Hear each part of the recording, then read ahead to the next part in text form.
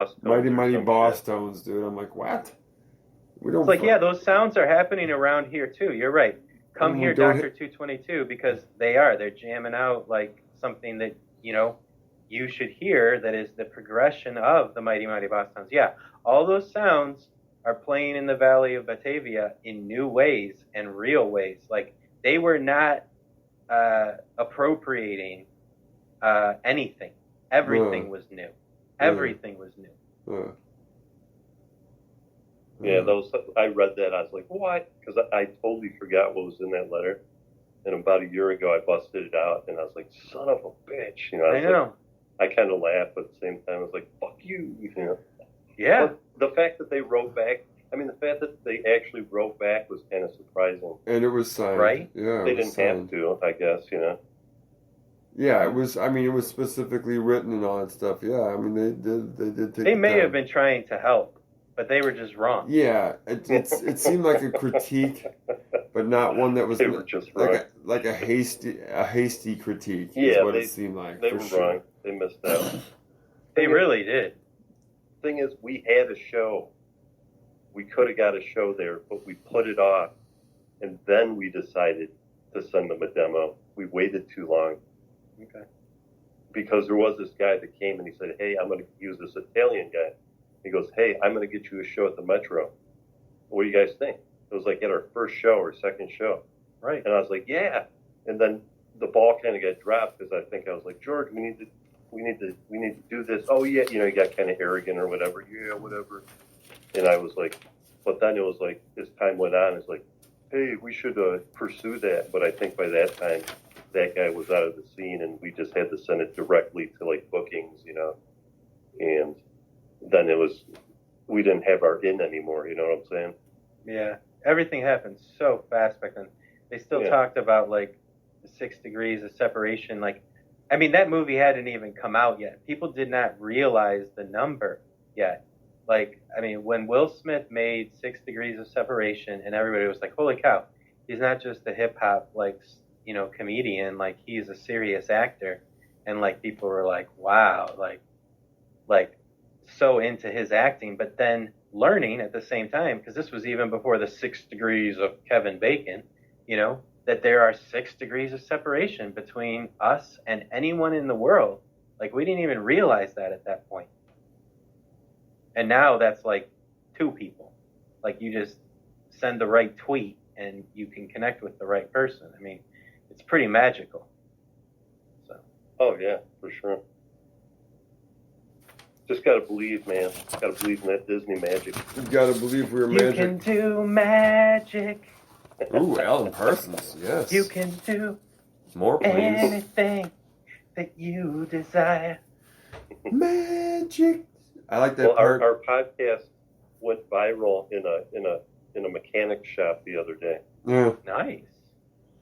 Yeah, Matt's nephew played it, and for all his coworkers, I guess they were on the floor like rolling around in laughter because we brutalize people sometimes, like, and it's some funny shit. Well, he was listening to an episode that we did that was kind of a tribute to Joe Biden's dog that passed away.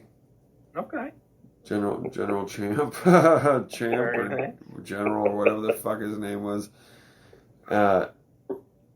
Yeah, we kind of, we skewered it pretty good, I guess. Made a hot dog.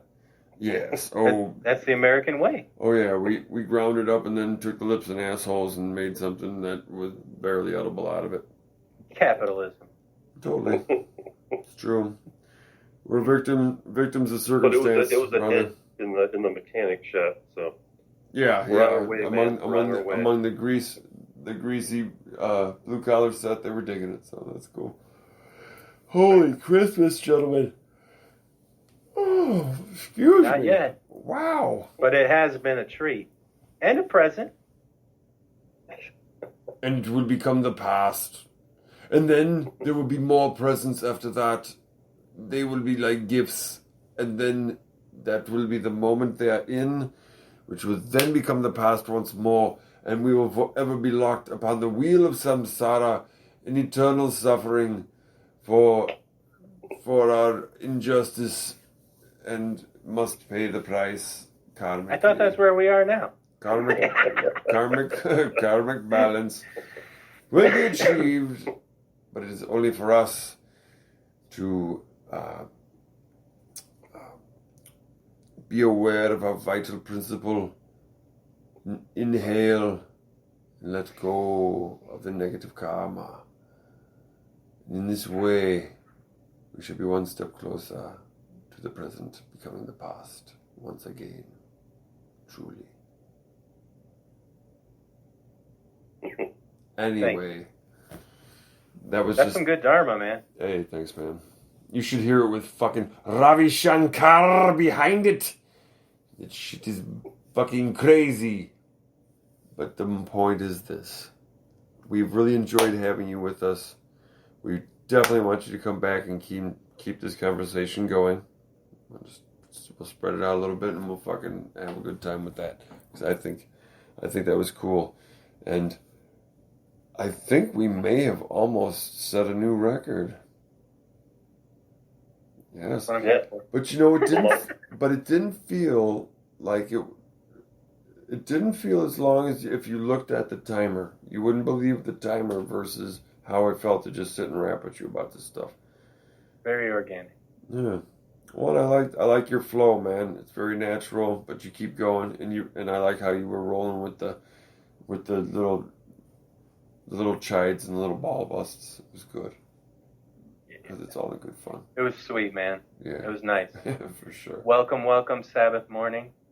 Ah, yes. Here it's Sunday morning. It is nigh upon us in north of the, at least I should say. Oh, you got 30 more minutes. Yes, we have about 26 minutes left of Saturday in the park. Yo. 4th of July. Yo. What a corny band. Who is that? Is that Chicago? River Company, I believe, on that one. River Band. Oh, shit. Is it not? It was Chicago. Oh, it is Chicago. You're so right. Slow honestly, motion rider. Chicago, I mean, honestly, I love that band so much. I mean, ELO from that time. Oh, fuck yeah. ELO's a crusher. I love yacht rock. It's all good. Christopher Cross. Well, you know how much I love him. I mean, you've listened to me wax about. Oh yeah, him. He's a stalwart of the yacht rock community. He's a goddamn landmark. I saw him play a year and a half ago. When you get lost between the moon and New York City. Every time I get a chance to see Christopher Cross, I see Christopher Cross. I know it's shitty, but it's true. Does he sing Sailing Away? Oh, yeah. Yes. Oh, yes.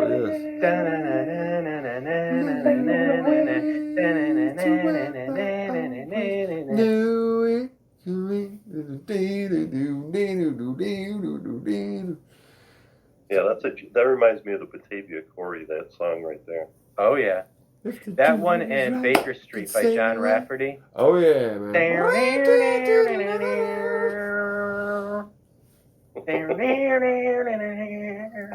All the passion, everybody gets choked up. They're like, yes! Yes, god damn it, Baker Street. Down on Main Street. Which is really bizarre. Yeah, get the fuck out of here with that shit. You're shitting on this moment with that. No. Fucking A, you derailing son of a bitch. Anyway, that weird harmonics kind of blending thing on Baker Street is a really bizarre little like sound collage.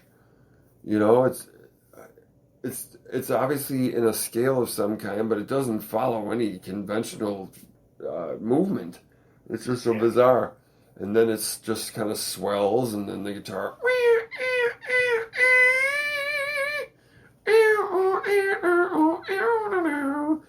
It's a really unusual tune. We should check that out sometime, man. Let's like Yeah. dissect I that. do it as a sacrament like a couple times a month. I love that song. Every time, like that's why you brought up the Corey pool. I can see myself standing not in the medium pool, not in the deep pool, but in the children's toddler pool in my little red trunks. Like I'm 3 years old, and I can hear Jerry Rafferty on those big like bullhorn speakers Yeah. that they have at the top of the poles. You know. With the heavy mid and highs, no, not much low happening there. Yeah, I had a summer pass like 3 years in a row that when I was a kid. Safety pin to your shorts and shit, or there. did you have them actually stitched on? There were two camps on that. Some had the safety. Yeah. Oh, you were one of them, huh? Yeah, my mom's elitist. was an avid sewer. That's true. That's true. That's true. Yeah. You gotta bow down to the moms who sew. That's some The shit. penny dive, man. The penny dive. Yeah. That's right. Oh God. And the greased watermelon. Yeah. Oh snap! You will. Dude, I remember Ruben. Dude, I remember Ruben fucking. Oh shit! Grabbing for they greased this watermelon with petroleum jelly. The long watermelon, the skinny long one, and they threw it in the pool, man. And there were like a couple brothers and like, you know, just it was crazy. They were fighting over this melon. It just kept slipping out of their hands, and you know, by the thing where you throw like the ball and it had the four things that came down. Yeah, yes. You threw it up in the cone, the funnel with the spouts. For this melon, and no one could get a handle on it. It is burned into my memory, dude. Like it's fucking. It's awesome, man. The Corey was great. Yeah. It was, man. It was pretty cool.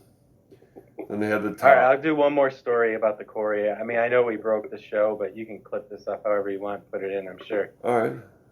But like, yeah, it was another like factory crew. Like George had David in from Ohio, so David played the violin, sure.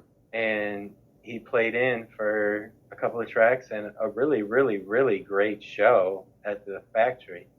And so the show was done. White Hen wasn't enough. We didn't know what to do. Everybody was high from the show, meaning exhilarated in every way, yeah. like every way. There was like everybody was so happy. It was a great show. Yeah. Wanted to do something more, and we decided we were going to go jump the fence at the Corey pool. And we all walked down to the Corey pool. It was probably like 2 miles, 3 miles, I don't know. And we jumped the fence. And we're swimming and like enjoying it. And like, of course, George is doing the tower. They had this like 4-story high tower. And like, we're trying to be quiet, but this is like totally like, George can't believe this moment's happening. He's being as loud as possible. And the cops come. And they're shining the lights in the pool down at us. We're all like grabbing our clothes and running. We like get out, we jump the fences. And let me guess, you were all naked. No, we actually had clothes on. Okay. Yeah. And like we jumped the fence and everybody goes their different directions not because we're not loyal, but because at this point it's every person for themselves. We all know where to go. Go back to the factory. We'll end up there. You know?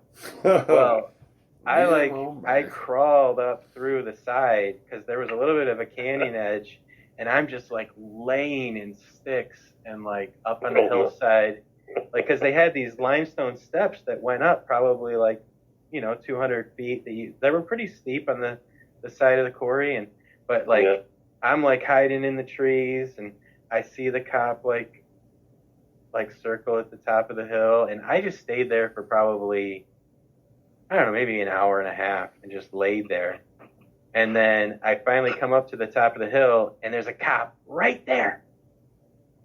And so I just walked like I didn't know that there was any reason to run, I just walked past him and kind of waved a little and then like walked down the road like away down by Water Street, and then just took off and ran like over Wilson Street Bridge up to the track. Because once you caught the tracks, you just had to take the tracks. You didn't have to be on Wilson Street anymore, and the tracks dropped us right off at the factory. But sure enough, Everybody's back there.